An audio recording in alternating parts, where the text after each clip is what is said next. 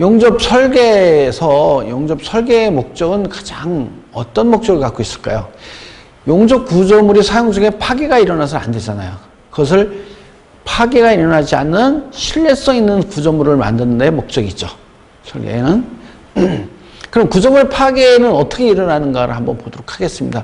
그럼 우리가 알 수 있는 파괴들을 이렇게 보면 한 7가지 정도가 있는데요. 자, 파괴 파손의 종류에서는 첫 번째 가장 피로 파괴, 그 다음에 취성 파괴, 연성 파괴, 클리브 파괴, 가공 결함, 부식 및 마모, 좌골 이런 것들이 있을 겁니다. 그렇다면 이런 게 원인이 돼서 이제 파괴가 되게 되는데 그 이런 원인이 가는 것이 어떤 거냐 이런 거죠. 첫째는 재료 불량입니다. 재료를 선택했을 때 잘못 선택할 경우에 이제 설계는 구조 설계를 잘못했을 경우에 이 구조 설계가 잘못됐을 경우에는 이제 문제가 있겠지만 세 번째는 이제 파괴되는 원인 중에는 재료 불량, 설계 불량, 그다음에 시공을 잘못했을 경우에 네 번째는 실제적으로 그거를 시공해놓고 움직일 때 잘못 운전했을 경우에 운전상의 실수가 있어요. 그런데 우리가 지금 볼 수 있는 것은 용접 설계 쪽이잖아요. 설계가 불량했을 때는 어떤 거냐는 거죠. 왜 불량하게 나타나느냐. 첫 번째는 재료 선택을 잘못했죠. 그죠? 두 번째는 구조 설계를 잘못했어요. 세 번째는 강도 계산을 잘못했어요. 결국은 다시 이쪽으로 돌아가게 되면 이렇게 되는 거예요. 자, 재료를 잘못 선택했거나 구조 설계를 잘못했거나 강도 계산을 잘못했을 때 설계가 불량이 되는 것이고 그 설계 불량에 의해서 피로 파괴나 취성 파괴, 연성 파괴, 크리브 파괴, 가공 결함, 부식, 마모, 좌골 등이 일어날 수 있다는 거죠. 그러면 용접 설계를 어떻게 해야 원칙적으로 할 수 있느냐라는 거거든요. 용접 설계는 어쨌든 간에 모든 힘의 모멘트가 제로가 돼야 돼. 어떤 구조물이든 외력이 들어왔을 때 받는 거나 뭐는 거. 그러니까 어떤 뭐 큰 건축물도 가장 잘 진 거는 강도가 센 게 아니고 다 외력의 합이 제로가 됐을 때 안정성을 갖는 거거든요. 그래서 모든 구조 전체가 외력에 대해서 균형을 갖는다. 균형을 갖는 얘기가 외력의 합이 제로라는 거거든요. 제로. 각 부분이 안정적이고 균등하게 될 수 있도록 형상이라든가 강도 계산이라든가 또는 강성 또 이런 게 계속 균일하게 가야 되는데 불연속적으로 일어나게 되면 이제 취성이 나타나게 되는 거죠. 예. 그래서 이런 불연속성을 피해서 합리적으로 알기 쉽게 구조를 설계를 해야 된다는 거예요. 예. 첫 번째는 그러면 재료의 선정. 재료는 기본적으로 우리가 원하는 강도가 나와야 되겠죠. 그죠? 강도가 나와야 되는데 재료는 물리적인 성질이 가장 중요한 거죠. 그래서 용접성이 좋아야 된다. 웰딩 어빌리티가 좋아야 된다는 거예요. 또한 사용 목적에 맞는, 그러니까 내식성이 있어야 되는데 내식성이 없고 강도만 나오면 무슨 소용이 있겠어요. 내열성이 필요한데 내식성이 있다. 필요가 없잖아요. 그같이 재료의 선정은 용접성이 좋고 사용 목적에 맞아야 된다는 거예요. 이음의 형상 거의 강도상의 요구에서 결정이 되긴 해요. 되긴 하는데 그 나름대로 이음의 종류마다 각각의 특성이 있기 때문에 그 특성을 고려해서 해야 돼요. 그러면 이 이음을 형성하는 이음 형상을 결정하는 요소가 몇 가지가 있는데요. 6가지가 있어요. 그런 거 이제 첫 번째, 자, 사용 중 외력의 조건, 외력이 어떻게 받느냐라는 거예요. 어떻게? 그다음에 이음의 특성, 그 외력 종류에 따라서 이건 맞대기가 더 외력을 버틸 것인지, 아니면 T형이 버틸 것인지, 아니면 뭐 모서리가 버틸 것인지 이런 것들이 있겠죠. 그래서 이음의 종류는 이렇게 맞대기냐, 필렛이냐, 겹침이냐, 혹은 그 용접하는 게 연속이냐, 단속이냐, 이런 걸 따라서 강도가 달라지니까 그 구조상의 특성에 의해서 용접은 이음은 어떻게 할 것이며 단속을 할 것이냐, 연속을 할 것이냐. 필요 이상으로 연속적인 용접을 하는 것도 경비가 코스트가 많이 가죠. 예. 그러니까 최소한의 이음의 요구를 강도를 하는데 계속 연속적으로 용접한다? 그러면 거꾸로 비경제적일 수가 있어요. 그 다음에 세 번째 용접 변형입니다. 자, 이제 어떤 구조물을 만들어야 되는데 이 구조물 자체가 어떻게 용접하니까 변형이 가더라는 거예요. 그 순서에 따라서 용접을 하거나 아니면 용접 임료를 제어해서 용접 변형을 막아야 될 방법들이 있거든요. 네. 그럴 때 용접의 임렬이 가장 적게 들어가는 이음이 어떤 거냐라는 거예요. 네.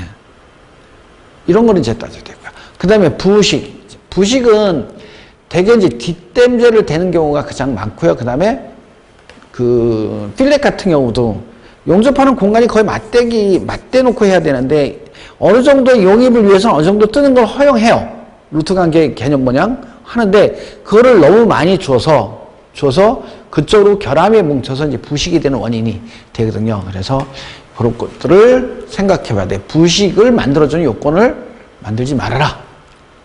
그 다음에 사용 온도. 야, 이 구조물이 몇 도, 어느 정도의 온도에 사용을 하는데, 그 온도에서 사용할 수 있는 이음은 어떤 것이 좋겠다라고 판단을 해야 된다는 거죠.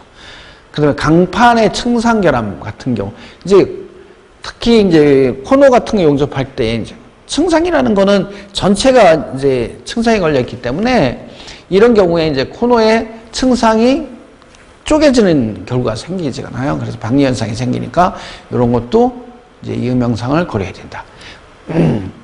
그럼 이제 이음은 맞대기냐 뭐냐인데 맞대기 이음 중에서도 형상이 있을 거 아니에요. 예를 들면 부형이라든가 I형이라든가 베벨이라든가 뭐 U라든가 뭐 J형이라든가 이런 것들이 있을 거예요. 자, 그런 거를 어떻게 결정할 거냐라는 거예요. 가장 중요한 거는 그 홈 형상에 따라서 용착량이 결정이 되거든요. 용착량이. 그래서 용착량, I형보다는 V형이 훨씬 클 거고요. V형보다는 U형이 훨씬 더 커요. 예. 그래서 용착량은 홈 형상에 의해서 좌우되고요. 작업 능률에 중요한 영향을 미치죠. 왜냐하면 용착량이 많다는 얘기는 용접 시간이 많을 거고요. 많이 걸릴 거고요. 예. 그래서 또한 이거는 용접 임열량 때문에 용접 변형이라든가 잔류응력에도 많은 영향을 미치기 때문에 어떤 홈 형상을 만들 것인가에 대해서는 이 용착량도 한번 생각해 봐야 된다. 두 번째, 용접 자세. 이제 용접에서 기본적인 용접 시공의 절차의 원칙은 무조건이죠. 아래 보기 자세를 만들어서 용접하는 것이 가장 좋은 자세예요.